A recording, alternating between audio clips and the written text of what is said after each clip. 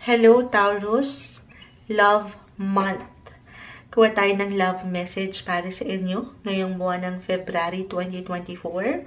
Ano pa nga bang message ang marahil ay kailangan mong marinig ngayong buwan ng pag-ibig para sa mga Taurus? Taurus, meron po bang mga Taurus na nakikinig ngayon? Ayan, tayo po ay live na live. Laban na natin to para sa mga Taurus ngayon. Message. Taurus. Okay, agad-agad. We'll be straightforward lang po hanggat kaya.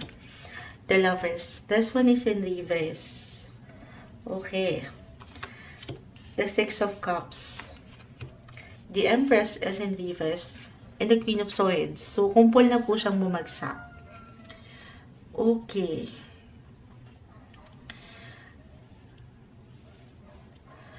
Okay. So, medyo parang 50-50 yung ating energy dito. Doon tayo sa mas, tayo ay general message po. Just only take what resonate. Still, hindi kailangang laliman ang bawat messages. Okay. Para sa mga single, in a relationship, single muna tayo. Kasi maring ang focus nyo ngayon, yung energy nyo ngayon, kung saan kayo higit na nagiging palaban, ay nasa inyong buhay karera. Okay? Na maganda. Lalo pa kung hindi pa naman din talaga kayo ready to mingle or makakilala. Dahil dito kayo, alam nyo, ngayon kailangan dito muna kayo maglaan ng higit na focus at attention kung saan ay merong pag-angat. Okay, I know this is a love reading. Pero, sige, regardless na, kasi baka maka-apply din ito para sa mga nasa isang relasyon or married. Parang merong pag-level up sa inyong mga possession or situation when it comes to career. But anyway, love life tayo, Moonchild. Ma-add ko lang yun. Okay? Okay. Kung hindi man ito mag-apply sa inyo, for those na married na, maring meron something positive na parating para sa inyong mga asawa, kapareha. At dito, pwedeng ma-share, maibalita sa inyo yung magandang possibility na pwedeng mangyari sa inyong partner. At dito, syempre pa, hindi lang siya yung magse-celebrate, pero kayo, as family. Okay. Maganda in a way, pero parang more on pag-focus nyo ito sa mga personal na hangarin yung aking nakikita dito. Kung kayo nakapakinig sa mga fire signs, andito rin umaangat sa inyo yung distant connection or long distance connection para sa ilan, okay? Kahit pa andito kayo physically, magkatabi kayo, I will be honest, maring meron kayong ilang priorities na kung inyong pagsasabayin.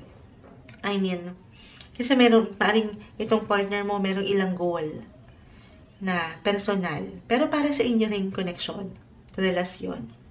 Tapos, ikaw meron din. Pag yan po ay napagsama nyo, napag-usapan nyo, napalalim nyo, yun yung mas maganda. Diba? May ilang changes, yes, for the better when it comes to relationship. Kahit pa sa mga pagkakataon na, ayan, malayo kayo. Kahit physically magkatabi kayo. Kasi nga, meron kayong ilang mga ganap sa buhay, ilang aktibidad. So, sana mas mapanghawakan ito ng may balance. Couples in a relationship. Kasi for some of you, yes, ready kayo to take action sa mga personal na hangarin. But at the same time, baka hindi nyo napupuna, Taurus, yung, yung cravings nyo, ayan, when it comes to love, ang inyong mga partner. So, take it easy. This is the best month para yung connection, yung communication, papaangatin. Ialay nyo rin yung inyong mga oras at energy sa inyong mga kapareha. Okay? O kung single kayo, actually, yung kung ano man yung mabubuo yung conversation this time sa isang tao, or kung meron na kayong prospect, single, maaring maging maganda yung takbo ng komunikasyon. Kung magiging bukas lamang kayo, kung magiging open kayo. Pero kung hindi, okay lang din naman dahil iba-iba tayo ng posisyon, ng sitwasyon. Sabi ko nga, kung andito yung oras na, sa palagay nyo ready naman na kayo, then go for it. Maganda yung nakikita naman natin flow. In a way na, sana pananatilihin nyo yung balance. Kasi parang, kapag nawala, of course, hindi kayo magkakasabay. At dito baka mas magkaroon ng tensyon or umangat yung pagiging competitive. Ayan, bilang sa isang relasyon, syempre pa, hindi naman laging nagsasabay. I mean, hindi laging balance. Minsan merong mas nakakaangat. Minsan merong mas nakakaluwag-luwag. Nakaka-LL. Ayan. Minsan naman yung isa kinukulang. Yung kanong eksena na lagi lang din yun, yung acceptance na lahat tayo ay iba-iba. So, umangat yung ilang differences, yes, ilang changes. Pero kung ito po ay something na mas palalawakan nyo yung inyong pag-unawa sa inyong mga partner, walang magiging malalim na problema. Okay? Okay, ano pang ma-add natin dito? Okay, this is the best month na i-prove nyo, couples, na patunayan nyo sa inyong mga partner, asawa, na sa kabila ng pagiging busy nyo, ay magkakaroon pa rin kayo ng sapat na oras para sa kanila, sa inyong pamilya. Maging open, okay? Yung open communication kasi dito, parang ang dami nyo rin ganap, kanya-kanya nakikita ko dito, na sana maging open kayo dun sa pakikipag-usap sa inyong pwedeng nararamdaman. At dyan, sabi ko nga, walang malalim na magiging problema. Umangat pa rin dito yung love, regardless kung ito ay naka-reversal cards para sa ilan. Or sa mas practical, bibigyan nyo rin ng oras ang inyong mga sarili. Okay? More on self-love, self-care. For those of you single na meron na talagang wini-wish, andito na yung prayer, meron ng someone na tumating, yung matatawag yung one and only. Ayan. Ulitin ko po, kung ready na kayo, lalo pa the Lovers, Reverse, the Empress coin, physically, emotionally, mentally ready na kayo, walang masamang tinapay, walang imposible. But you have to be willing, you have to take action. You have to put yourself out there. At merong blessing, okay? Meron at merong blessing of love. Kahit na hindi perfect ang sitwasyon. Kung meron na kayong anak, ito add natin to kasi the Empress card ay narito. This one is in reverse. Maring bigyan nyo sila ng higit na focus this time. Relationship-wise, napakalawak ng buhay relasyon. At dito, maring merong ilang at baka dito mag-apply yung ilang tensyon or kahit naman yung extra care, okay, yung TLC na pwede nyong maibigay, tender loving and care sa inyong mga kapareha. Dito rin nyo yun ilalaan sa mga bata. Okay, or maybe sa mas practical bilang travel, umaangat po to bond, okay, to have that family bonding naman ngayong buwan, ngayong love month. Yun yung magandang ideya na pwede nyong magawa. Mag-reminisce.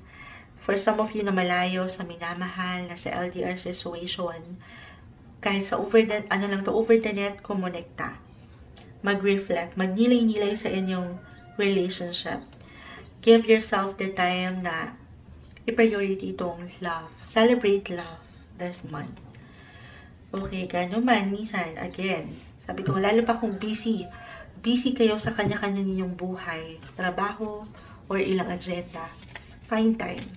Find time to celebrate love. Kuha tayo ng pinaka-ayan. Gusto ko lang kunin yung pinaka-exact message kung ano mang babagsak. Babasahin natin ito para sa inyo, Taurus. Ayan. Okay. Ayan. Babasahin na natin. It is important right now to take a step back and spend some time alone instead of placing your focus on another. Now is the time to give to yourself. Regardless, no matter what your relationship status, kayo pa man ay single ngayon, in a relationship, the Lovers Reverse, isang indikasyon dito pumasok yung, sabi ko nga, more me time din, private time alone, pag nilay-nilayan ng iyong buhay relasyon, maging ano pa man ang tinatakbo nito, napakahalaga bilang ito po ang pagpapayo na iniwan sa'yo ng baraha. It's okay to pause sa dami ng gawain or ilang aktibidad, ilang ganap, kahit sa simpleng pakiramdam. Make some time for yourself this month. Love month para sa inyo ngayong February 2024, Taurus.